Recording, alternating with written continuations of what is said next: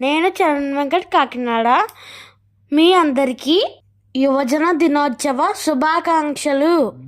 జాతీయ యువజన దినోత్సవం ప్రతి సంవత్సరం జనవరి 12వ తేదీన జరుపుకుంటాము.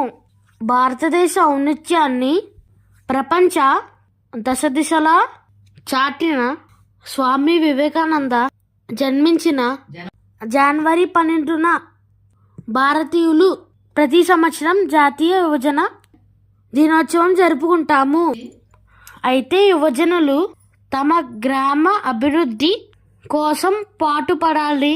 తమ గ్రామానికి ఎటువంటి అవసరాలు ఉన్నాయి, తమ గ్రామాన్ని ప్రగతి పదంలో ఎలా నడిపించాలి, ఉదాహరణకు రోడ్లు వేయించుకోవడం, వృద్ధులకు సహాయం పడడం, వారి కష్టాలు తీర్చడం కోసం ప్రభుత్వ పథకాలను చేరేటట్లు చేయుట, మొక్కలు నాటుట, రక్తదాన శిబిరాలలో రక్తమును యువజనుల ద్వారా ఇప్పించుట మొదలైన కార్యక్రమాలు చేయాలి.